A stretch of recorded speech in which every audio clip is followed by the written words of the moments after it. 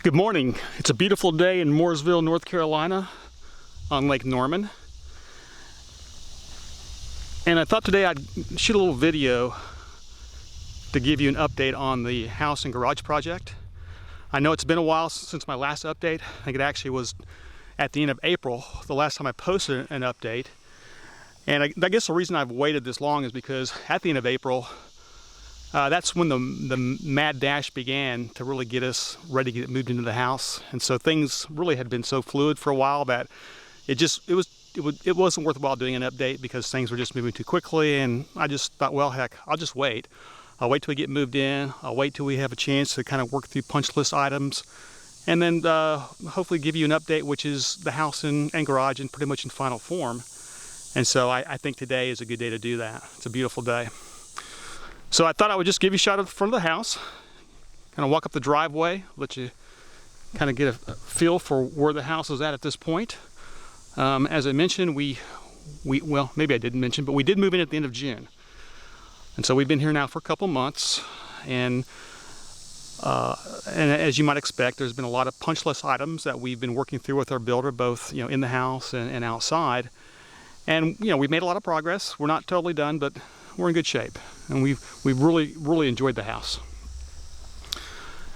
There's a good look of the lake behind the house. I'll do an update later on, kind of take you into the house, kind of give you some shots of some of the views of the lake from the house.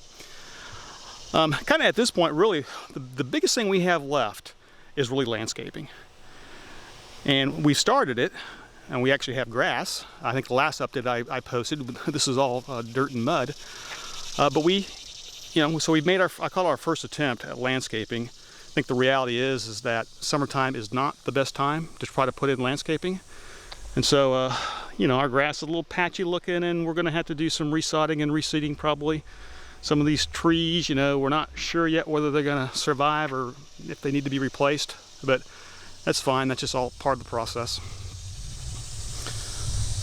So anyway, walking up here to the front of the house, I'm going to show you the little parking pad that we have out here in front of the house, which is kind of a convenient thing to have. People can park the cars right up here, not have to walk in from the street. And here's the house. And then we'll go on around into the motor court, and I'll take you into the garage. This is the corner of the garage, the workshop corner, so those windows are in the workshop in the garage. And then coming all around,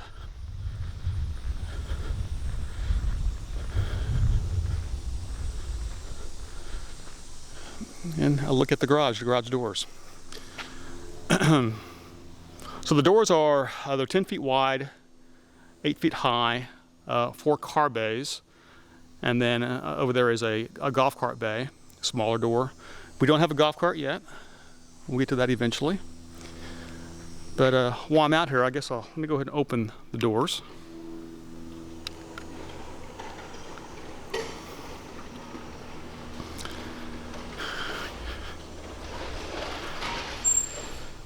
And get in here where the light's better and pan around a bit and kind of get the full scope of I call it the fun side of the garage, my side of the garage.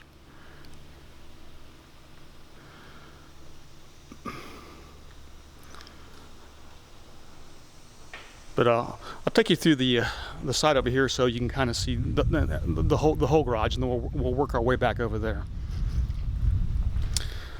So coming through the golf cart bay, as you can see, really the golf cart bay is kind of our staging area right now for furniture that we're not going to keep, that we're going to either give to Goodwill or put on consignment or who knows. But at this point, it's just storage. But coming into this side of the garage, kind of pan around, have a good look. So this side really is just for primarily parking. My wife parks here. I've got my truck. I park here. It's convenient. The door into the house is right there, so it's convenient to get groceries in. Right inside that door is the scullery to the kitchen, so easy place to drop groceries and whatnot. washer and dryer that I have out here. So yes, I use this for microfiber towels, but we also use a lot for when we have guests over and we're using the pool. Then we have lots of pool towels, and it's nice having the garage or the washer and dryer down here close to the pool. See, I have the sink here. These are the moduline cabinets.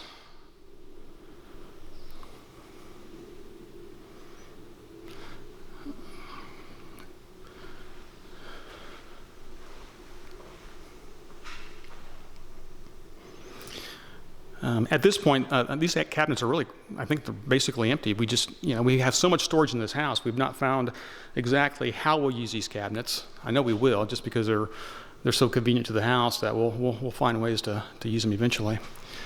And then those closets, I think the closets are at this point pretty much used up. And then here you can see this is the back side of the utility wall, and the utility wall is where I've got all the car washing equipment housed, and it's on the other side. We'll see that in a bit. But here on the back side, kind of a good shot of the linen stainless steel cladding that's all around the garage. There you see that's on the bottom of the wall. And then that middle section is it's platinum mega wall, so it's metal material. And it could be useful for hanging things if we so choose. I'm sure I'll probably try to keep it clean, look like it is, and not really use it that way. And then the top part was a nice place to hang some artwork. A picture from last year's Smoky Mountain trip with the OG Facebook group, I should say. And then a cool little picture from a Ferrari driving course that I went to a couple years ago. But anyway, let's come on around, kind of show you how I would enter this part of the garage when I'm coming here from inside the house. So I'll just kind of stop here and kind of do a pan around of everything, let you have a full look.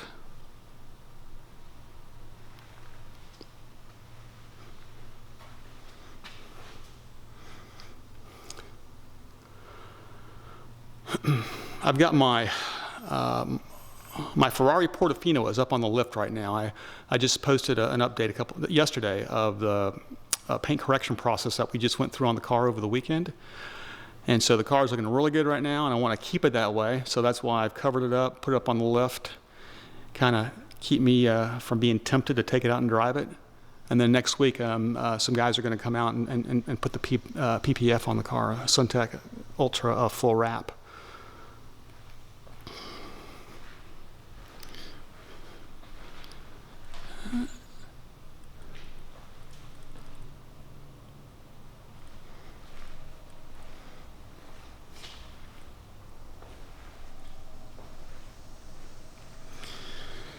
So here's the Jenny compressor, compressed air system, the Cox hose reels, the Prevost piping, 30-foot hose reels, super clean, very functional. Matt, worked with me in designing this, and I'm really happy with the way that it turned out. My old air compressor, don't know if I'm going to need that any longer, but I still have it for the time being. Put a shelf up just to hold a basket with all my compressed air tool items. Some other artwork, my motocross bikes that I had to leave in Houston because I didn't have a place to store them when we moved down here to North Carolina while this house was being built. So who knows, maybe I'll get back into that here before very long. And then here's the workshop area. Again, the moduline cabinets. Nice big cabinet array. Nice TV out here.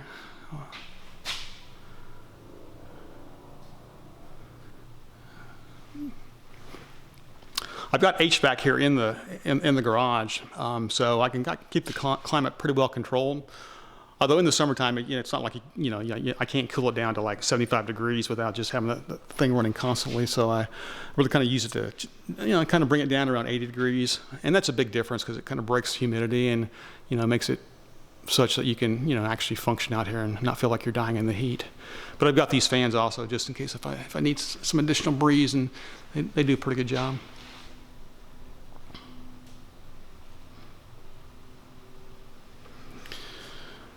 All right, so those are the cabinets. One thing I've got to show you, just because I love seeing this, so maybe you like it as well, but I did buy several drawers of the Moduline toolkits from Matt. These are the Sonic tools. And so these are obviously were made to fit in Sonic drawers, so the array that fits in my cabinets are a little bit smaller than the drawer, which actually is great because it gives me some room on the edges to kind of fill in some of the tools I already had and kind of keep them all together, you know, with the similar items. Here's all my 1/4 inch sockets,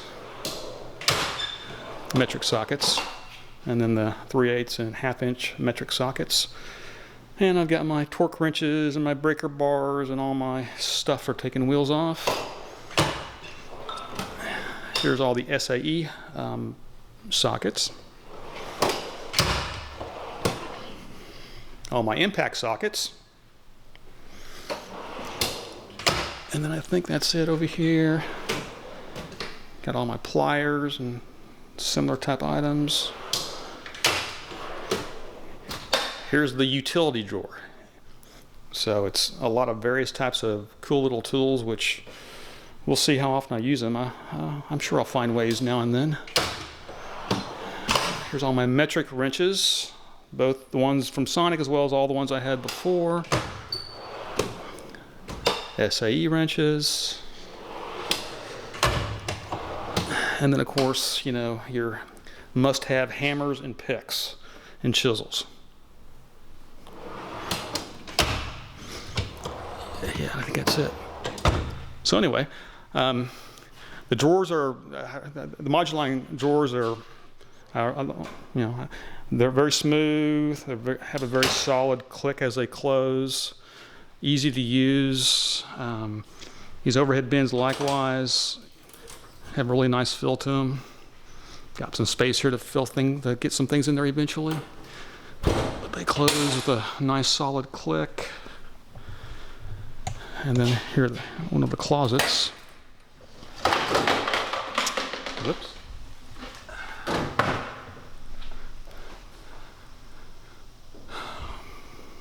But yeah, I have all my Rupes polishers and polishing supplies are in here. I've also got, you see there, I do have a power strip at the back of the cabinet. Actually, that didn't come with the cabinets. My builder put that in. But it's very useful. And then the closet over there has one as well. So I've got places to charge up tools that need to be that are battery operated. But here's this closet. Here's my trusty Kranzel 1122.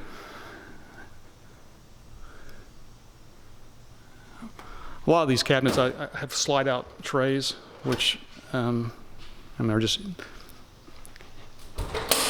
useful, especially if you if they happen to be down low. It's nice to have the trays that slide out, easier on your back.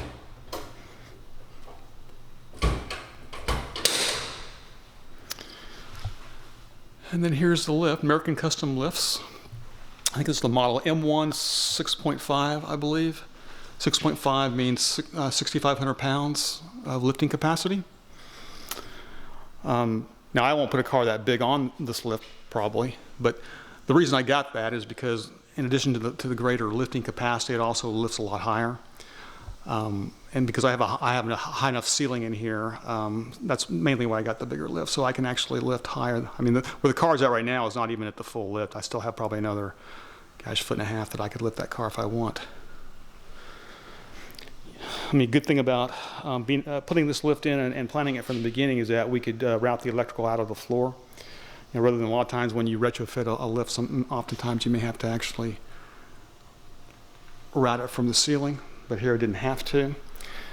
And then a cool little thing my electrician did was, having a car on the lift, either up or below, if it needs to have a battery tender, well then he spliced into the supply and put this little outlet box on the lift, which allows me to be able to plug in battery tenders to cars without needing to, run wires, extension cords across the floor.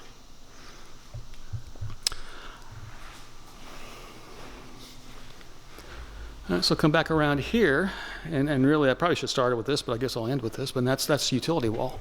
I mean, this is really, I guess I'd call it the focal point of the garage. I mean, this is what this is where I really expressed my passion, I guess, in terms of designing this garage and putting it together.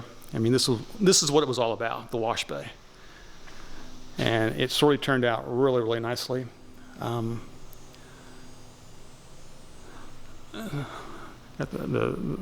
Krensla K165 is the pressure washer pump, which is the same one that Matt has in his wash bay. See our spotless. Some nice artwork there by Leo. He's on the Facebook group and he posts a lot of his artwork. He's obviously pretty talented at doing this, but he just brought that as I guess a housewarming gift when he came to and visit before the Smoky Mountain event, and found a great place for it. It looks, I think it found a perfect home for it. I appreciate it. Here's a better look at the Mooresville boom pole. And what's kind of neat about this, and maybe kind of not typical, is that this is a two-piece boom, as you can see, which really works well in this application because I can fold it back against the wall and it fits nicely, doesn't take up space, but then when I need to use it, I can fold it out, and really what I found is that I can get to all parts of the car real easily, and this has really been super. It's really, really nice, and the action is just wonderful.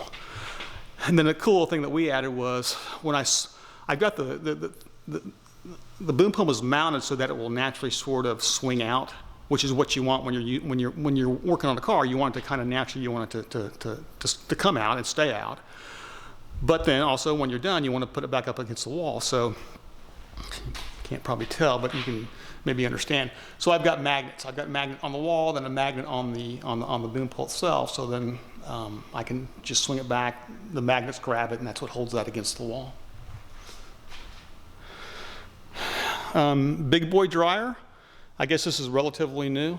I've been using it now really since we moved into the house. I've probably used it 15, 20 times. I really like it. I like it a lot. I think what I find to be the benefit to this is the hose is super pliable. And when it's under pressure, it sort of expands. When the pressure's off, it sort of contracts a bit, and it makes it's very easy to wind up, to put back on the wall. I've got plenty of length to reach around any car. So I really found that I like that. I don't have to take it off the wall. I could take it off the wall and roll it around if I like, but I don't need to. I can reach everything real conveniently with it on the wall. Then I got a couple of Cox hose reels Matt set me up with. So I've already used these when we were polishing on the car this weekend. Those were very helpful, nice and convenient. And the fold-down moduline cabinet, which is also very useful, very helpful to have that right next to the closet where I have all my supplies.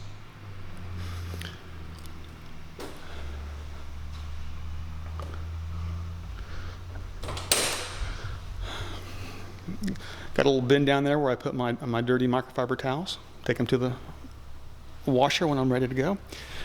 And then here's my my hose bib for my bucket filler. Kind of the typical thing. Now I do have hot and cold, which will, summertime, no big deal, but in the wintertime probably it'll be nice to be able to wash a car in warm water. And then I got this Ely hose reel I mounted right above it. And what's sort of, I don't know, something I think it's kind of cool, see it better from this side, but if I need to use the hose reel, all I got to do is disconnect the nozzle off the end of the filler hose, and then it's pliable, so I can just route it up there, quick connect it into the inlet into the Ely, and then I can actually, and then that powers water into the hose reel.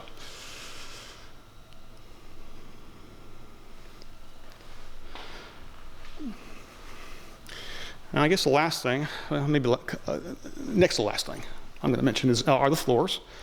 So here's a good view of the porcelain tile floor. I posted some information on the Facebook group and some of my earlier posts about the garage, but I'm really happy with the floor. It's exactly what I wanted. It's very durable. It's not slippery at all. I mean, washing cars on this, that's one thing you would wonder about. Would it be slippery? It's not. I mean, the footing is superb, whether it's dry or wet. And so I'm very happy with it. I think it fits the kind of the style of the garage, the image of this garage. And then finally, the lights. It's the middle of the day right now, so the lighting isn't quite as visible as it would be at nighttime. But even during the day, as you can see, these lights, they do a really good job. They're LED lights, dimmable. You know, with all the ambient light that I have in this garage, with the glass doors, the windows in the workshop, the skylights in the workshop, you know, you really don't even need lights in here during the day, which is what you know, that's nice to have. I hate going into the garage during the day where it's so pitch black that you got to have lights to even, you know, go find something. Well, here I don't have to do that. Now, if I am going to be if I'm washing the car, if I'm doing something out here, then yeah, I'll turn the lights on just to get a little more, you know, luminance on the project I'm working on. But overall, these lights are fantastic. And I'm going to post some still photos too on this post, and I'll show you some of the pictures at nighttime when these lights really kind of, in terms of how bright they are and just how much light they throw out, you can really tell at nighttime much more so than you can during the day. And then I didn't mention this. This is my vacuum out here.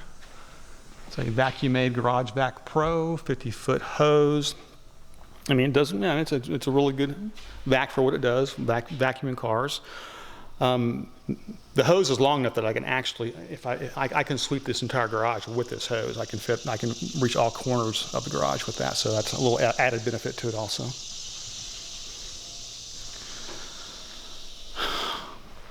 So with that, I'll stop and I'll just do kind of one more kind of pan around the garage here.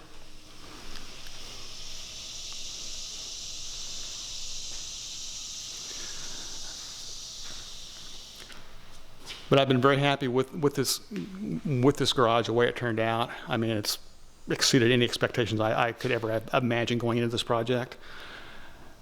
And of course, you know, Matt and what, you know, the information he shared, the videos that he shared, the ideas that he gave me from just watching what he did. You know, that I wouldn't have this garage in this state if it wasn't for what he's done in terms of the information he shares and how open he is about sharing that and being helpful as a source of information. I definitely consulted with Matt several times on several issues, challenges with this garage, and I mean, he was always so very helpful, and quick every time I needed something. He was always super available and helped me work through lots of issues and problems. So I appreciate that.